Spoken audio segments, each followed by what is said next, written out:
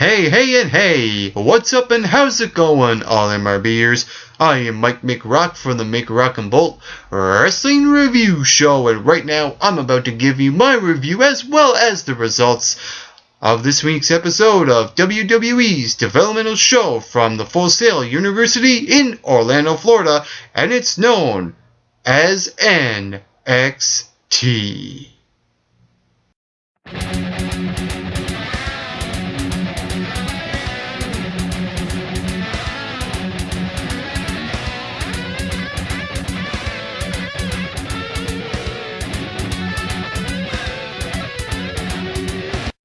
The one thing that really stood out to me after watching this episode of NXT was that there were 6 matches on the card for an hour show.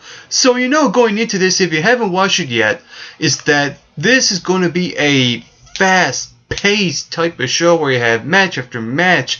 And you know that a lot of matches are going to be cut very, very short. And that's what happened here. We never got to see the full potential of certain matches that I thought could have went a lot longer. And the first match, I think, really describes what I just said. Because opening was Cassidy versus Aiden English. And even though this was a reasonable opener, it was a solid match, it wasn't long enough to feel like something special. So really, nothing really out of the ordinary really happened, even though, like I said, this was a reasonable showcasing of Aiden English and Cassidy. I expected a lot more out of this match. The one thing I really did enjoy with this match is the way Aiden English has been progressing as a character, as this Broadway type of heel. And he was doing a little bit more heelish things throughout this match. I like when the fans were chanting, "Encore, encore." He said, "You wish," and they reacted very well, I thought. And he also was getting that reaction very well when he was coming out and doing his singing, and the little things matter. I love when Regal is really praising Aiden English and he gives him a standing ovation, and he's practically in love with the guy, and it's all working with his persona. So a lot of props going to Aiden English in this match. And with Cassidy, even though he's a very limited character, he's one of those guys like Mojo Rawley who could start up the show and get the fans ready, get them pumped up for a show altogether, because he has that cult following going on with the whole SAWFT soft chants going on. So I really did enjoy putting these two in the ring. My only complaint about this match is that when the closing moments went along, when they were both countering each other's finishing maneuvers, he had Aiden English roll up Cassidy and use the tights for the win. I would have liked to seen that in the first match those two had together, to make a better story going into it.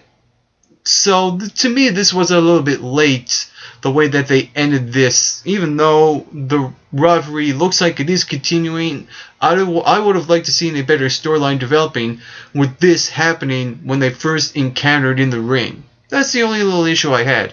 And the other little thing I would like to see happen is Enzo Amore coming back and play a role in this feud between Cassidy and Aiden English. Let's bring him back. Hope he heals up his injury, and let's get him back in the ring.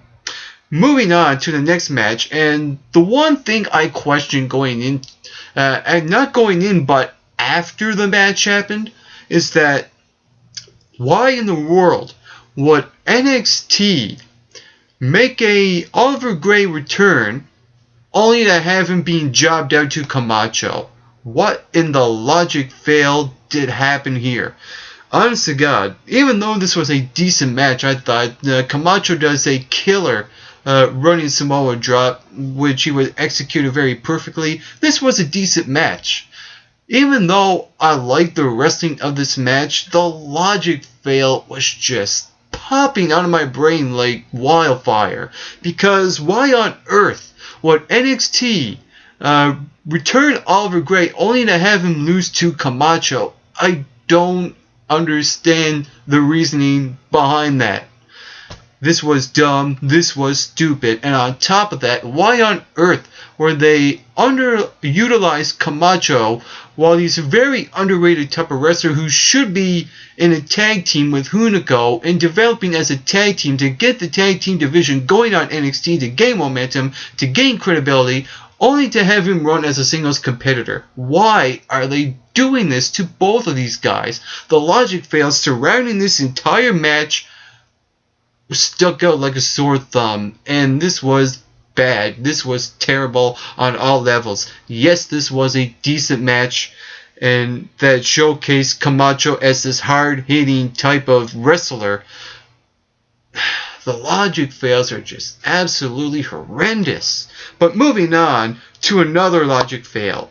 The Ascension. Now, even though I like them as a tag team, I like that they are the tag team champions. I like how they dominate and just go through every single team. Like I said before, I like to see them face teams that have been with the company for a lot of years. Tag teams in the Attitude Era, even post-Attitude Era. I want to see tag teams come back and face the Ascension so the Ascension can get better as a tag team. But instead, what do they do here again on NXT? They have them put in a jobber squash match. It was the Ascension versus Wesley Blake and Cal Bishop, and this was pretty much a handicap match because Cal Bishop never really entered the ring to wrestle. This was all Wesley Blake getting the crap beating out of him by Connor and Victor. And to me, after watching this match, yes, I like the Ascension being that dominant tag team, going through every single team that they're being put in front of. But come on, NXT, rejuvenate the tag team division. But the funny thing was, as I said that, after watching this match, finally, I can say that they're starting to go somewhere with a couple of good teams that I could probably get behind. And that was one of the next matches that happened on the show. And that was Jason Jordan and Ty Dillinger versus Sylvester Fulton and Baron Corbin. And there were a couple of things I like when it comes to the in-ring work with both of these teams. I like that there was one part in the match where Corbin just clotheslined the heck out of Ty Dillinger. It was more like a lariat that the commentators mentioned. That was just a killer lariat on the part of Baron Corbin. And I even liked the way this match ended as well, where you had the Jason Jordan and Ty Dillinger go over here with this flapjack into a DDT, where one guy holds him into a flapjack position while the other guy DDTs him. I like that because it's one of those things where you say that here's a new tag team and here's your tag team finisher, and it's something that's different and it's not used by any other team. So I really enjoyed how they used some moves in the ring, and I can get behind both teams because Baron Corbin and Sylvester Fulton are a little bit like the Ascension, only in a different kind of feel. They're not as they don't have the dark, broody imagery of the Ascension, but they do have this ground and pound style like the Ascension, and they got the size as well. These are two big guys that are dressed in black, and I really enjoyed them. And when it comes to Jason Jordan and Ty Dillinger, I like this team. I like that they came out with a bit of swagger and charisma, and they showcased what they can do. And like I said, my only little nitpicky issue, this match could have been a lot longer than it was to see their full potential of these two tag teams. And with that being said, I would have rather see the Ascension not compete on the show. I don't think this match was necessary between the Ascension and Wesley Blake and Cal Bishop, because to me, if you want to develop your tag team division, you want to put new teams on your show, and that's what they've done here.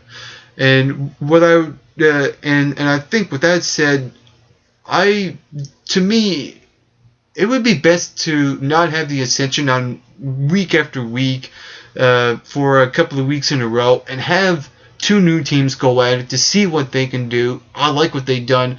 I can get behind both teams. It was a good showing between both teams, and I hope to see more of these two tag teams as well.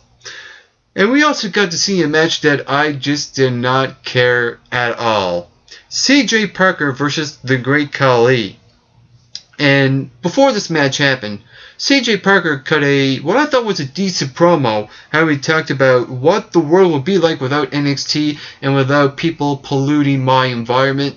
I really enjoyed CJ Parker. He's believable on the microphone as a heel, and he's better as a heel than he is a babyface because he never really got the reaction, the right reaction from the fans. So I think they're doing good things with CJ Parker, even though he's not that. I would rather see him be a lot more hippie than he is. And that's the only issue I have with CJ Parker. And the one thing I did not like was that they used the Great Khali to squash CJ Parker, and they could have used someone like Mark Henry or the Big Show. Instead, they have someone who walks slow to the ring, who really should retire from the ring, and this match was just killing me inside. The only thing that was really entertaining about this match were the global warming chants from the NXT fans. Enough said. And then we get to the main event on the show, and it was Brodus Clay versus Adrian Neville, non-title match. And going into this match, I'm thinking, okay, this has the potential of being really good. But instead we got a little bit of a slow match, and only because, Brodus Clay is a very limited, big-sized type of wrestler. Yeah, and with that said, even though this was a slow match, I like how this match was well constructed. You have a high flyer in Adrian Neville, and you have a big guy in Brodus Clay, and those two styles to me really mesh well. It's two opposites, and when two opposites go in the ring, sometimes it usually works. Even though I don't think this worked 100%, because it was a slow match, it just worked enough. And with that said, I like how it was well constructed. Adrian Neville only got so far until Brodus Clay just pretty much squashed him. Every chance Adrian Neville gained momentum, he would just get stopped by Brodus Clay. I really enjoyed it. There was a moment where Adrian Neville was outside the ring and Brodus Clay was on top of the steps, and he dove on and he missed the splash, and the referee was counting. And when the referee counted to 9, Adrian Neville went inside the ring, and the match was over. And here I'm thinking, this match was actually going well enough until they pull this crap. And I really didn't like it because, to me, and I go back to the stipulation, because if Brodus Clay won this match, he would get a shot at the NXT Championship. And really what happened here was that Brodus Clay lost via countout. And here I'm thinking, NXT missed a really good opportunity here to let this continue for Brodus Clay to get another shot, because I would have liked to see them being double counted out. And we never got that, and we got this, and I'm wondering why NXT would pull this kind of thing where they could have had the potential of continuing this. And it looks like, to me, they're not. After watching this match, even though, yes, it was a count-out victory, yes, this rivalry will continue, the way it was done, I thought was just bad on all levels. Because why on earth would you want to have a stipulation where Brodus Clay, if he had to win, he would get a title shot? I would rather see Brodus Clay win than Adrian Neville. That way he can improve himself in the ring, so he won't be very limited. So I would rather see that. And like I said, this match was going well until I just wasn't a big fan of the ending. To me, if you want to gain interest into a feud between a heel and a babyface, you want to make the heel look strong and just run over the babyface at the end, and we never really got that. We got Andrew Neville winning via count out, and Andrew Neville stands tall while Brodus Clay walks up the ramp, and I'm like, okay, why does this need to continue at all? Because to me, Adrian Neville won, and it doesn't matter how he won. He won the match, so why on earth would NXT continue to put Brodus Clay in this situation? I don't understand why.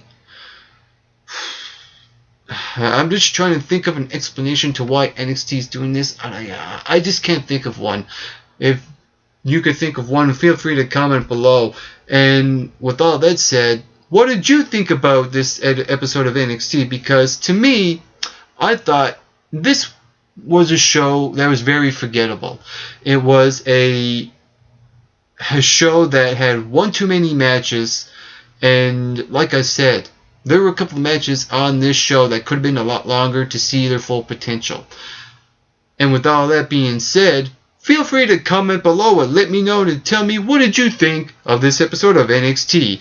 While you're at it, you can become McRockin' Bolted by hitting that subscribe button down below this video.